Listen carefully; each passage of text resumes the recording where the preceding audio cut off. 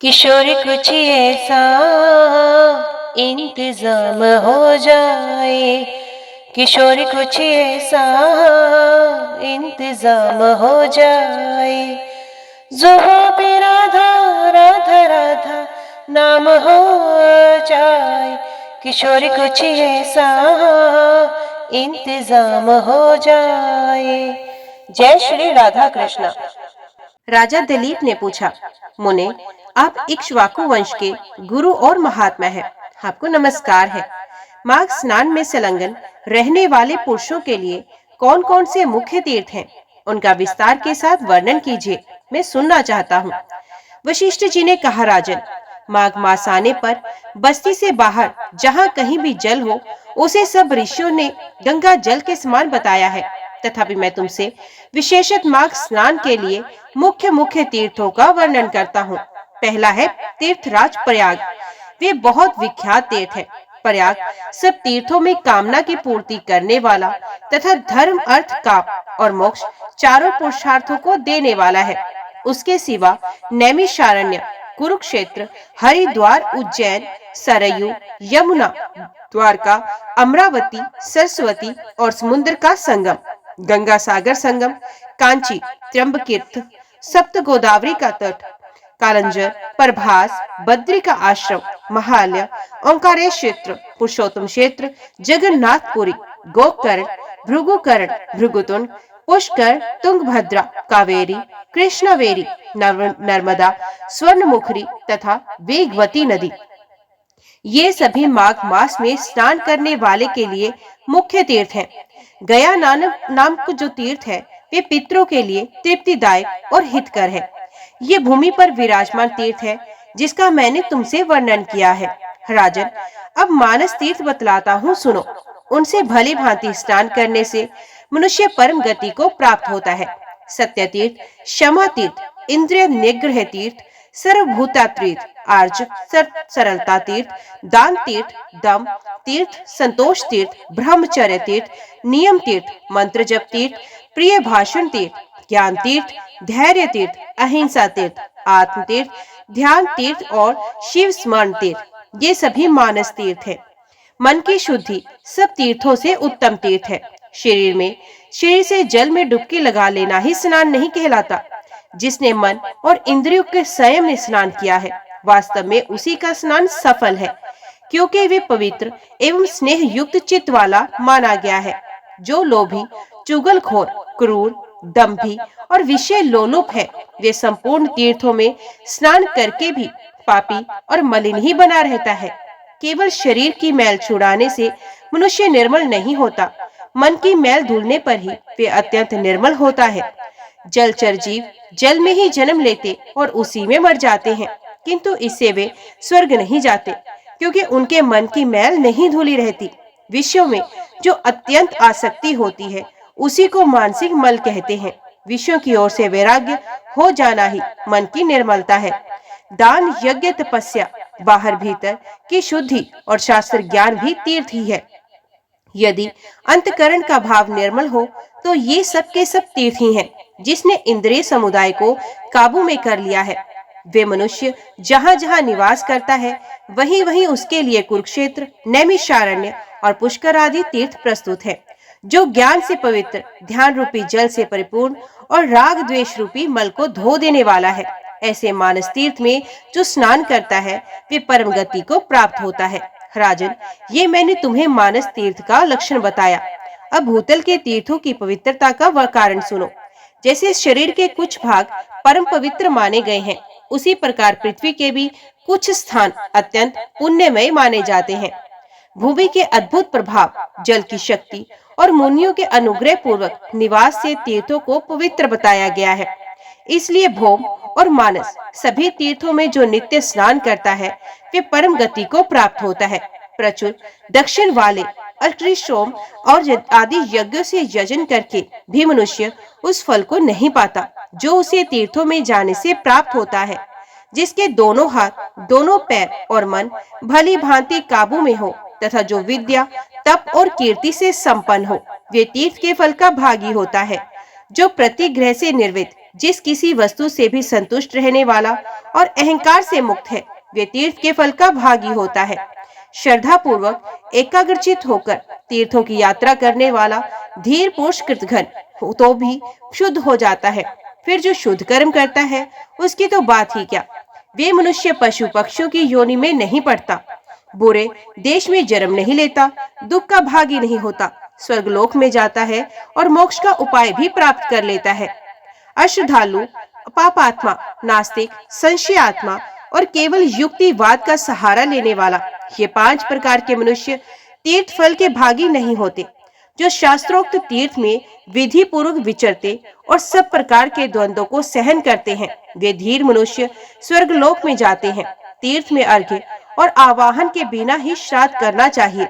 वे श्राद्ध के योग्य काल हो या ना हो, तीर्थ में बिना विलंब किए श्राद्ध और तर्पण करना उचित है, उसमें विघ्न नहीं डालना चाहिए।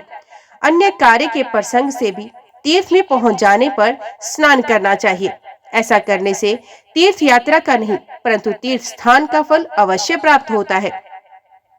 तीर्थ में नहाने से पापी मनुष्यों के पाप की शांति होती है। जिनका हृदय शुद्ध है उन मनुष्यों को तीर्थ शास्त्रोक्त फल प्रदान करने वाला होता है। जो दूसरे के लिए तीर्थ यात्रा करता है वे भी उसके पुण्य का 16वांश प्राप्त कर लेता है।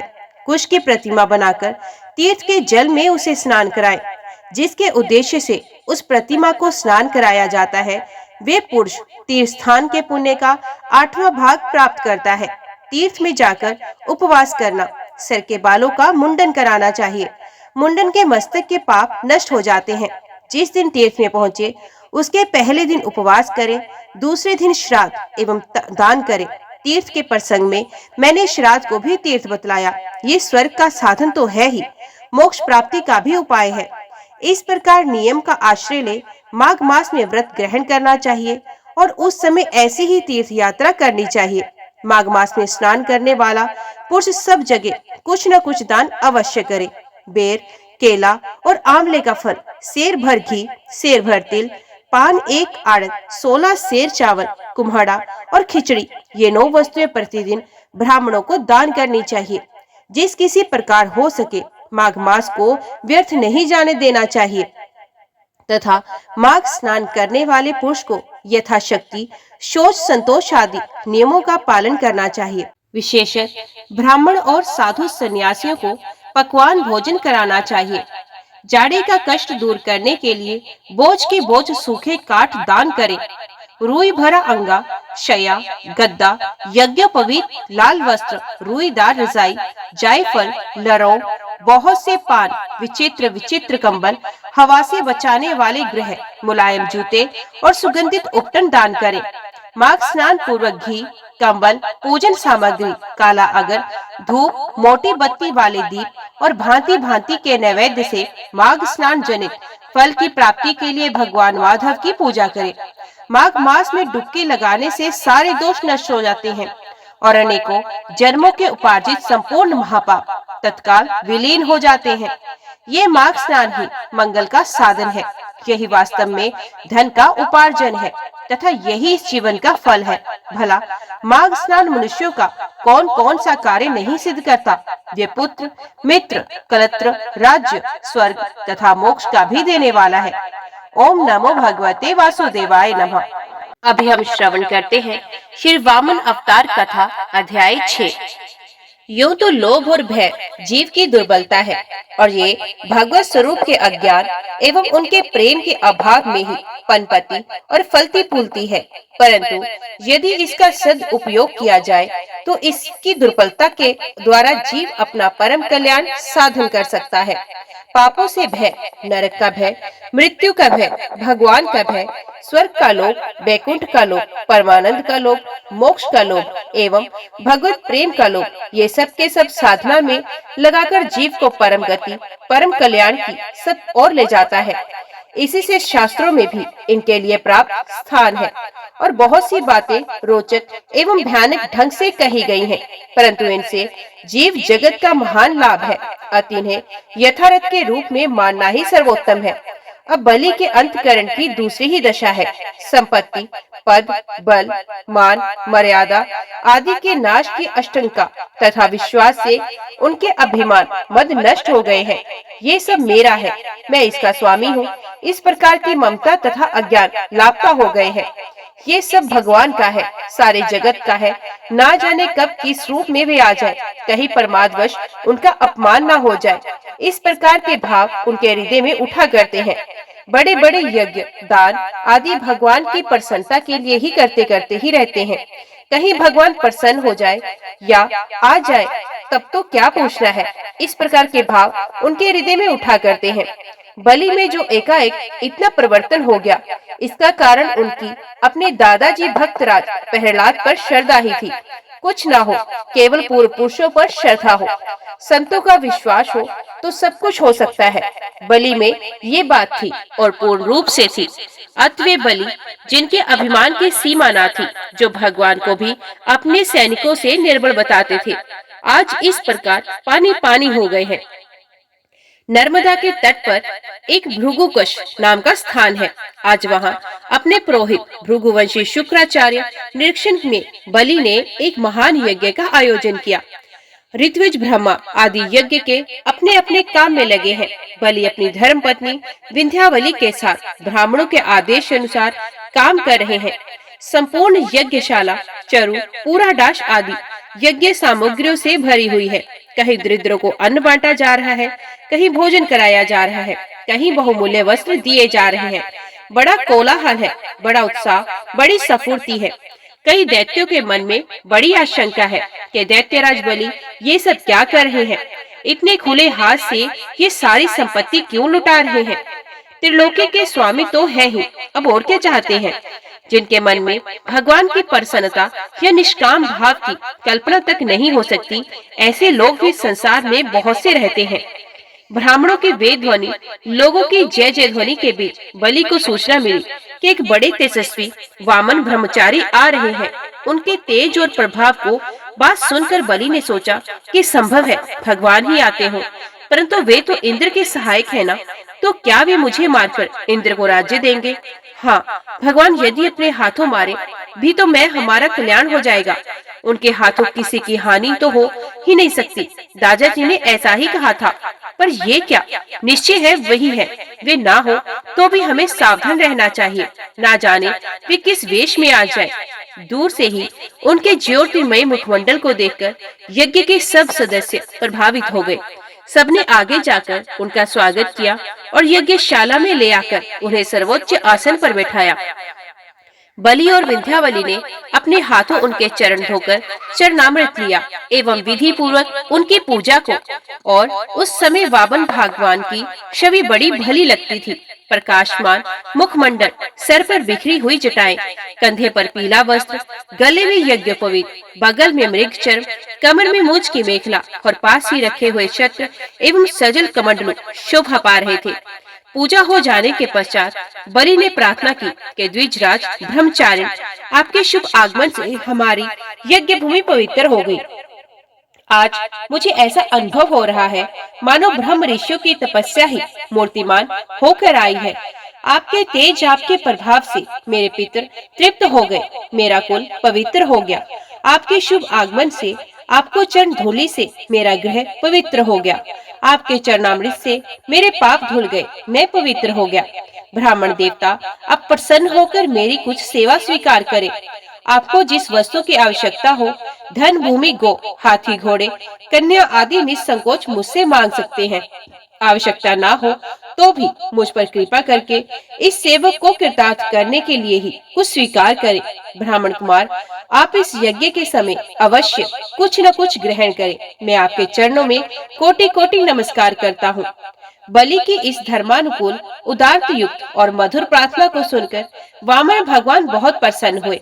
उन्होंने बलि का अभिनंदन करते हुए कहा, हे दैत्येंद्र, तुम्हारी बात सुनकर मुझे बड़ी प्रसन्नता हुई। तुम्हारे गुरुजन भृगुवंशी और विशेषकर शुक्राचार्य धन्य है, जिनके संग और शिक्षा से तुम्हें ऐसी बुद्धि प्राप्त हुई। तुम्हारे वंश में ये कोई नई बात नहीं। तुम्हारे वंश में अब तक कोई ऐसा नहीं हुआ जो शक्तिहीन हो, सूम हो अथवा किसी को कुछ देने का वचन देकर फिर अस्वीकार कर पाया हो। तुम्हारे पूर्वजों में हिरण्याक्ष इतना बड़ा वीर था कि यद्यपि विष्णु ने किसी प्रकार जीत लिया, पर वे अपने को विजय नहीं मानते। समय समय पर उसके बल पौरुष का स्मरण करते हैं। और तो क्या कहूँ, दानवेंद्र हिरण्यकशिपु जब अपने भाई का बदला लेने के लिए विष्णु को ढूंढने गया, तब मानो उन्हें कहीं छिपने को जगह नहीं मिली, तो उसी के हृदय में घुसकर छिप गए। तुम्हारे दादा प्रहलाद की महिमा से तो आज त्रिलोकी ही भरी हुई है, जो अब भी सारे संसार के उद्धार के लिए निरंतर चिंतन करते रहते हैं। और तुम्हारे पिता जैसा उदार दाता और ब्राह्मण भक्त तो संसार में विरला ही होगा, क्योंकि जब देवता शल से ब्राह्मण वेश बनाकर उसके पास आयु मांगने आए, तब उसने जानकर अपनी संपूर्ण आयु दान कर दी। तुमने अपनी उदारता पूर्वजों की कीर्ति रख ली। आज सारे संसार तुम्हारी कीर्ति छाई हुई है। मैं तुमसे अधिक कुछ नहीं चाहता, केवल मेरे पगों से 3 पग भूमि मुझे दे दो। मुझे इससे अधिक की आवश्यकता नहीं। अधिक परिग्रह से पाप भागी होना पड़ता है। वामन की बात सुनकर बलि हंस पड़े। उन्होंने कहा, ब्राह्मण कुमार, यद्यपि तुम्हारी बातों तो वृद्धों की सी हैं, परंतु अभी बालक ही हो ना, इसी से मुझसे केवल 3 पग भूमि मांग रहे हो। तुम्हें जितना चाहिए अधिक से अधिक ले लो। मैं द्वीप के द्वीप दे सकता हूँ। मुझसे मांगकर फिर किसी से भागना नहीं पड़ता। वामन ने कुछ गंभीरता से कहा, दैतेंद्र, संसार के विषयों के भोग से अब तक ना किसी को तृप्ति हुई है और ना ही होगी। जैसे अग्नि में जितना घी डाला जाए उतनी ही वे बढ़ती जाती है, वैसे ही वासनाओं को जितना बढ़ाया जाए उतनी ही अधिक उनकी वृद्धि होती है। यदि मैं 3 पग भूमि से संतुष्ट न रहूं, तो एक दीप मिलने पर भी संतोष की आशा नहीं। सुख संतोष में है, परिग्रह में नहीं। अनेकों राजा सातों दीपों के स्वामी हुए हैं। क्या वे सर्वथा सुखी रहे हैं? क्या उनकी तृष्णा नष्ट हो गई है? संसार के दुखों का कारण असंतोष है। जो संतुष्ट है उन्हें कहीं दुख नहीं। विशेष करके हम ब्राह्मणों के लिए संतोष ही सर्वोत्तम वस्तु है। इसलिए मैं प्रयोजन से अधिक नहीं चाहता। आप मुझे केवल 3 पग पृथ्वी का दान करें। ब्राह्मण के ज्ञान, संतोष, तेज एवं शांति आदि सद्गुणों को देखकर बलि आश्चर्यचकित हो गए। उन्होंने कहा, ब्राह्मण कुमार, तुम्हारी जितनी इच्छा हो उतना ही ले लो। मैं तुम्हारी प्रसन्नता से ही प्रसन्न हूँ। बलि ने संकल्प करने के लिए जलपात्र उठाया। ओम नमो भगवते वासुदेवाय नमः। आज की वीडियो में इतना ही। उम्मीद करती हूँ वीडियो आपको पसंद आई होगी। वीडियो पसंद आई हो तो वीडियो को लाइक और चैनल को सब्सक्राइब जरूर कीजिएगा। जय श्री हरि लिखकर कमेंट बॉक्स में अपनी हाजिरी और अपने सुझाव देना ना भूलिएगा। तो मिलते हैं अगली कथा अगले अध्याय के साथ। तब तक के लिए देखते व सुनते रहिए। जय मां कंजक, जय माता दी।